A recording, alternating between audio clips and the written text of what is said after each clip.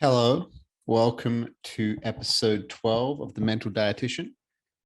Today, this episode is about being around people that do not think the same as you and why it's so important. Especially in this day and age, I could go on a rant, especially the past 2 years, about how we have demonized people or turned them to the other on people who do not agree with us on our particular perspective. For example, are you vaccinated or not vaccinated? On one side of it, if somebody is not vaccinated, they look at the people who are vaccinated and be like, well, they might think that they're a bunch of sheep that followed all the government lies or whatever.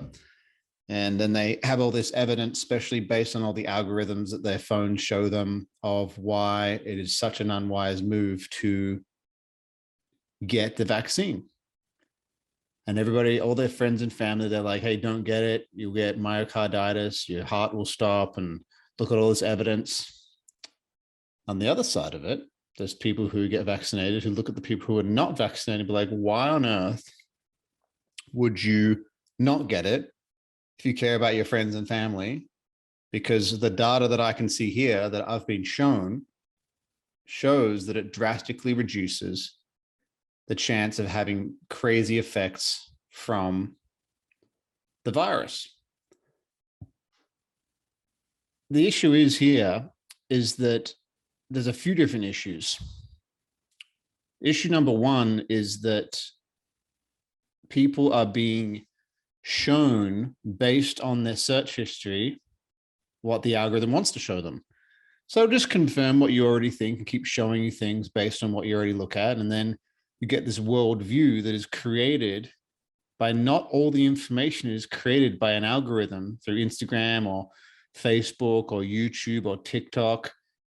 And you get this worldview where any person that doesn't think what you think is like, well, how could these people not think this? How could these people disagree with my viewpoint? Do they not see everything that I see everywhere? It's like, no, they don't, because their algorithm is showing the complete opposite and they think the same thing. If we take another step back from that, what it really is the basic human desire to feel safe and secure. So the person who is not, for example, vaccinated, they feel safe and secure by not injecting something into their body that maybe they don't know about. So they want to feel safe. The person who gets vaccinated and wants to get all their booster shots, things like that, they look at it from the point of view, it's like, well, I want to be safe and I want my friends and family to be safe. And the people that decide not to get it, based on the information that I've been told, they don't want their friends and family to be safe. If you can understand it from that point of view, you can have compassion from both perspectives, because both people, regardless of what they believe, at a deep fundamental human level, want to be safe.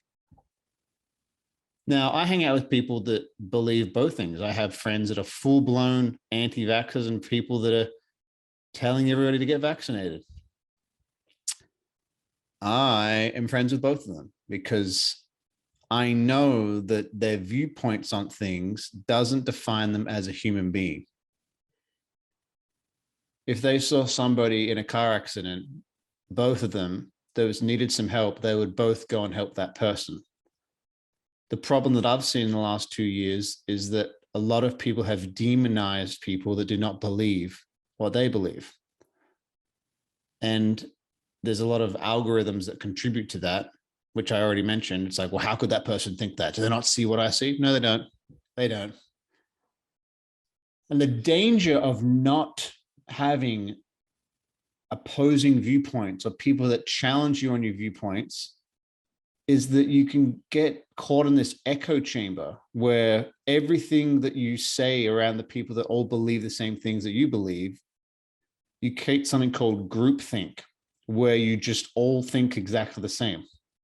And any person that doesn't think the same as you gets outcast. if you take that too far to an extreme point, that's what a cult is. So we've got to be really careful about always hanging out with people that think exactly the same way as us or are very similar to us.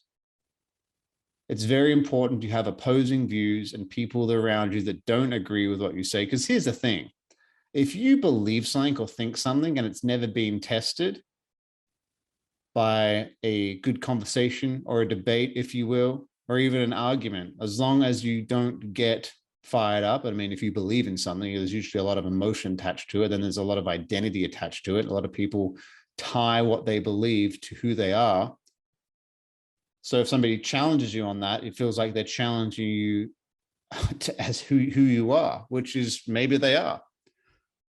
Right now, there's a lot of conversations happening around abortion, which, here's my opinion, I think is fucking insane in 2022.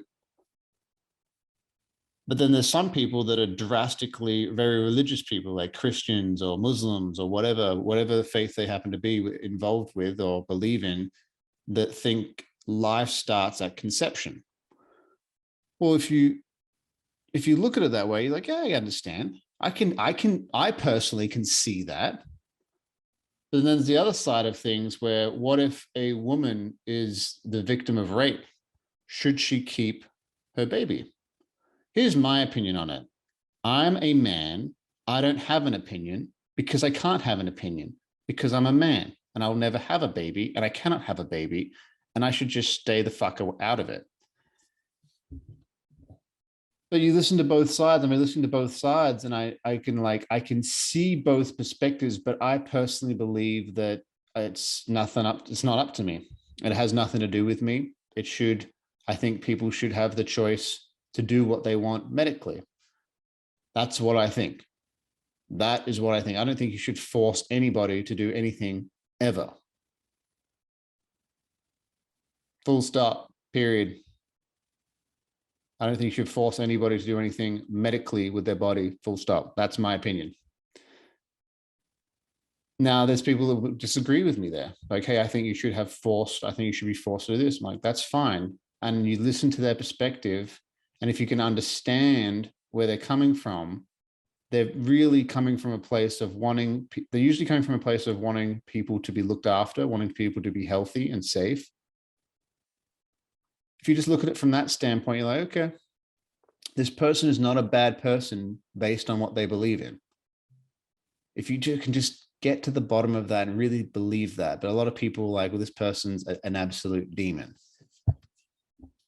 I heard this person recently, they were talking about 40, 50 years ago, if you were like a Democrat or Republican, you would have maybe some heated conversations about over a barbecue with your neighbor or whatever, but you'd always end up having a beer with them and you cared about them because they were your neighbor. And they're just another human being. We've kind of lost that, in my opinion. We think people that think slightly different than us are morons or stupid. Got to be real careful of that because they're not. They've just been fed different information. They have had different experiences. And how do you expect to become a whole human being by not listening to people that completely disagree with you? Like I said before, you can't really believe in anything until you've had it really tested.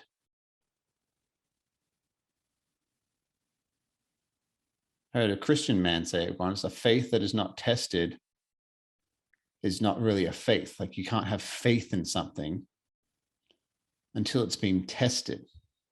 Same with your opinions. So this episode is really about giving the perspective that there's always two sides of everything. There's multiple sides. And as I have gotten older, I have actually less strong opinions about things, which is very interesting. People are like, what do you think? And recently I've been saying, I don't know. I can see many different ways. And I think that's just a phase in my life I'm going through right now. I've kind of shaken things up. I've been doing some real deep personal work lately. And there's head knowledge, which is reading books, listen to podcasts, and all that kind of stuff.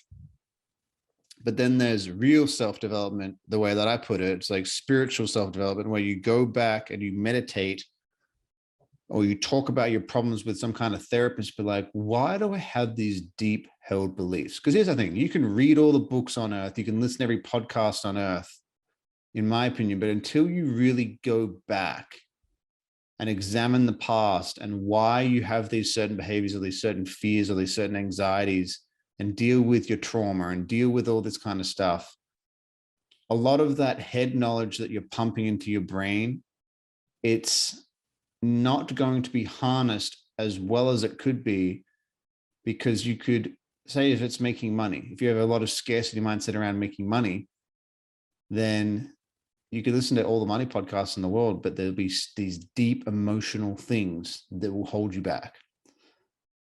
So the reason I just told you that story is that's where I'm at in my life right now. And that's kind of how I've been feeling lately, as I've shaken things up. I'm like, how do I know what I believe isn't just some kind of way to protect a part of me that I told myself was my identity, but am I really sure that's who I am? When you start asking those questions of yourself, that is a very interesting journey. So the older I get, the more I realize I don't know. John C. Maxwell, one of my favorite authors, favorite people I've ever seen speak. I've seen him speak many, many times. #1 leadership author in the world. He's in his I think he's in his 70s. And he said, I wish I knew as much as I did when I was 22. I'm 30 this year. I'm 30 in August. And I remember being so convicted when I was 22, 23, 24. I knew what was up. And as I've gotten older, I'm like,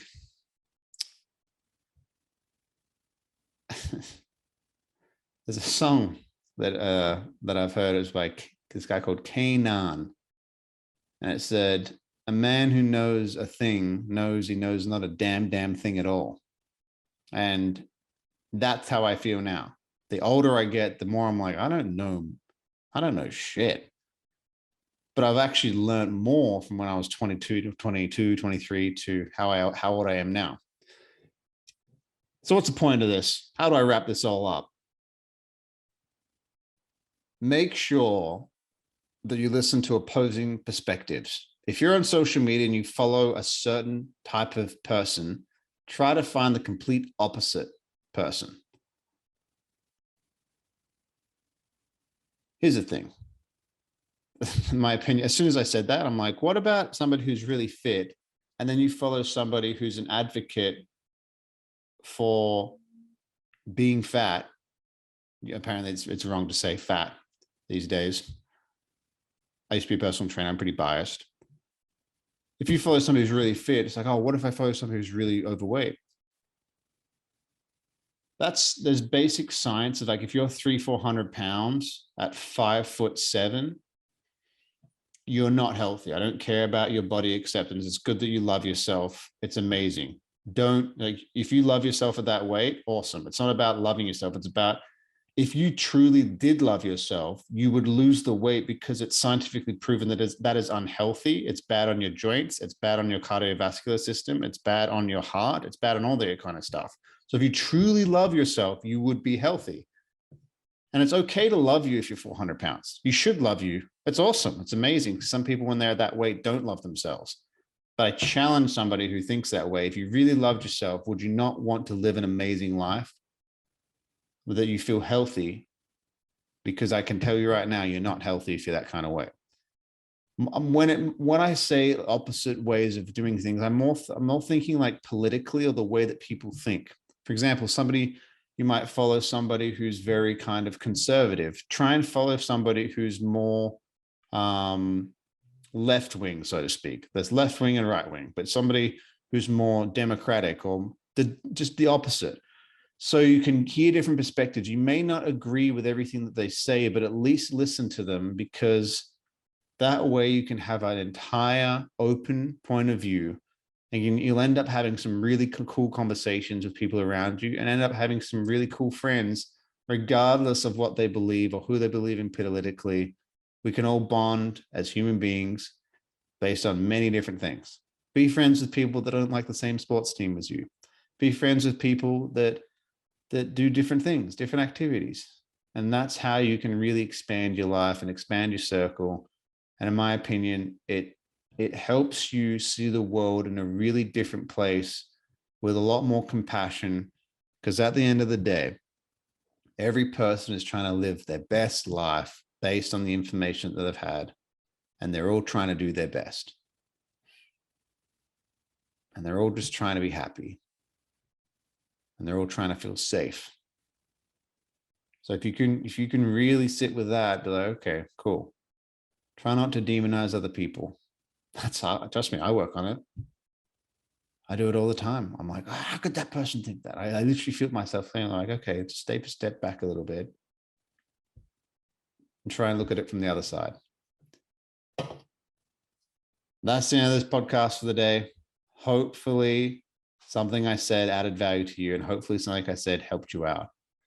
And like I said, this is always done on one take. I'm just spinning off things that I think, rattling off thoughts that I have in my mind that sit on me, and I think about things all the time. I'm very deep thinking. I'm thinking about things all the time, sometimes too much. Sometimes I need to stop thinking. That's why meditation has been such an amazing thing in my life.